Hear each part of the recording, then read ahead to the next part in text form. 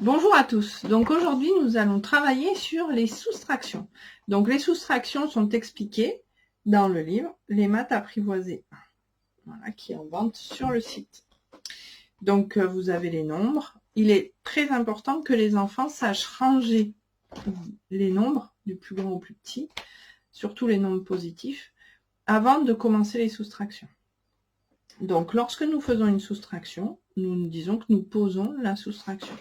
Il faut faire très attention que les unités soient sous les unités, les dixièmes sous les dixièmes, les dizaines sous les dizaines. Et nous commençons toujours par le rang le plus petit. Donc ici, nous commençons par les dixièmes. Donc, il faut faire attention que le plus grand nombre soit au-dessus. Donc, 57,2 est plus grand que 32,1. Donc, nous pouvons calculer la différence entre les deux. Donc, il y a deux méthodes pour calculer la différence entre les deux. Ou nous partons d'ici et nous regardons combien nous devons ajouter pour aller jusqu'à 2. Donc, si nous avons 1, nous devons ajouter un doigt pour aller jusqu'à 2. Ou alors, nous partons d'ici, de 2, et nous enlevons 1. 2, 1. Le résultat est identique. C'est la manière d'aborder les choses qui est différente. Donc, chaque enfant doit utiliser la manière avec laquelle il est le plus à l'aise. Nous arrivons à la virgule, nous posons la virgule. Je rappelle que dans l'idée, j'aimerais que les enfants, dès le CP, comprennent ce qu'est un nombre décimal, un nombre à virgule. Du coup, voilà, on les utilise dès le début. Ici, nous avons 2, nous voulons aller jusqu'à 7, donc 2, 3, 4, 5, 6, 7, nous avons ajouté 5 doigts. Ici, nous avons 3, nous voulons aller jusqu'à 5, donc 3, 4, 5, nous avons ajouté 2 doigts. Voici le résultat. Maintenant, nous allons travailler et je vais vous poser une soustraction où il y a des retenues pour qu'on puisse comparer la soustraction faite avec la méthode française et celle faite avec la méthode anglaise. Donc, ces deux soustractions sont expliquées sur les pages 72 et 73 du livre Les maths apprivoisées. Voilà. Elles sont détaillées, expliquées. Le résultat sera identique. Ça sera juste la manière de poser la soustraction qui sera différente. Voilà. Donc, je vous ai posé une nouvelle soustraction dans laquelle il y a une retenue. L'idée est toujours la même. Il faut que la quantité du dessus soit plus grande que la quantité du dessous. Et on va calculer en fait la différence entre les deux. Au début, ça ne pose pas de problème. Nous commençons toujours pareil, du côté du rang le plus petit. Donc de 2, on veut aller jusqu'à 8. Donc 2, 3, 4, 5, 6, 7, 8. Nous avons ajouté 6 doigts. Du coup, c'est 6. Et ici, nous avons 2. On ne peut pas enlever 9.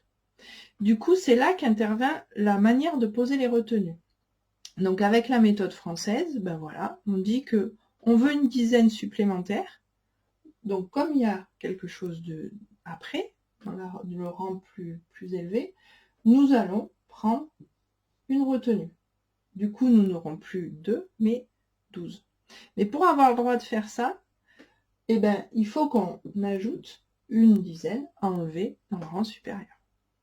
Donc maintenant, on peut finir, c'est très simple, de 9 pour aller à 12, donc 9, 10, 11, 12, nous avons ajouté 3 doigts. Ici, dans cette colonne, nous n'avons plus 3, mais nous avons 3 plus 1. Donc du coup, nous avons 4. 4, on veut aller jusqu'à 5. Du coup, nous ajoutons un doigt. Voilà le résultat. Maintenant, nous allons faire la même opération, mais en utilisant une autre méthode, la méthode anglaise.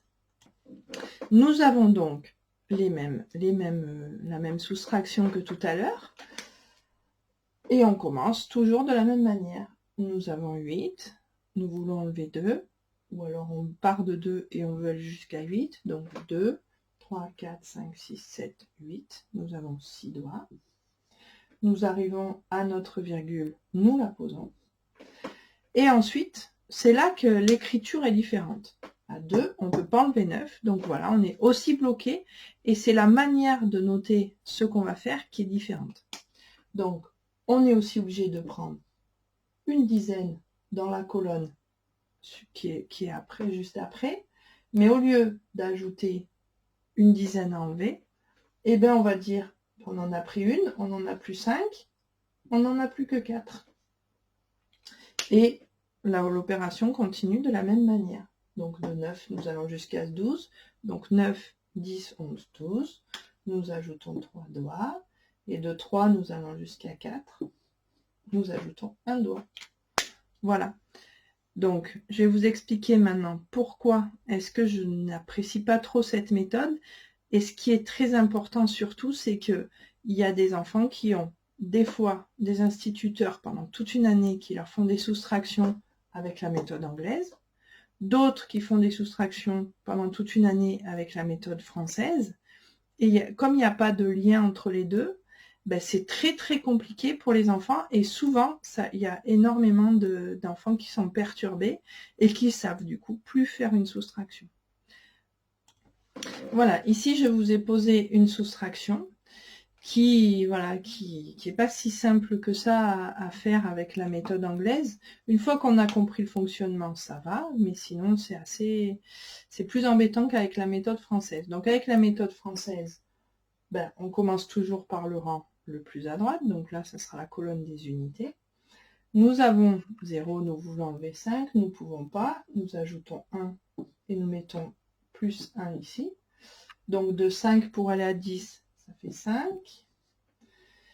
Ici, nous avons 3, mais ici nous avons 0, donc on peut à nouveau pas faire l'opération. Nous ajoutons donc une dizaine ici, et nous prenons notre dizaine à enlever supplémentaire ici.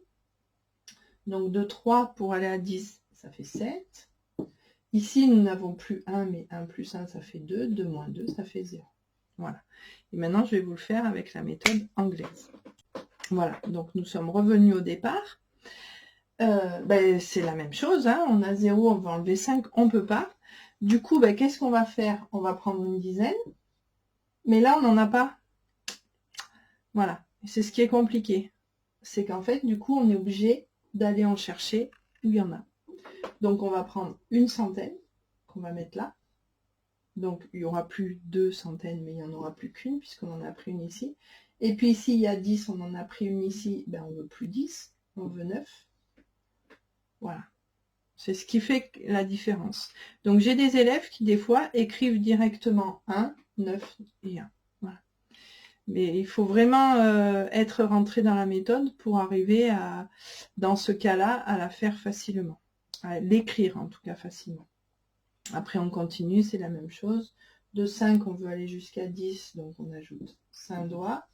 De 2, on veut aller jusqu'à 9, donc 2, 3, 4, 5, 6, 7, 8, 9. Nous avons ajouté 7 doigts. Et de 1 pour aller à 1, ça fait 0. Donc on se rend bien compte que le résultat est toujours identique. Le problème qu'il y a, c'est que ben voilà, c'est la manière d'écrire qui est complètement différente. Et voilà, ce qui est embêtant, c'est que des enfants, ben, des fois, se perdent entre les deux manières de poser les soustractions. Et je trouve que c'est regrettable. Bonne journée, au revoir.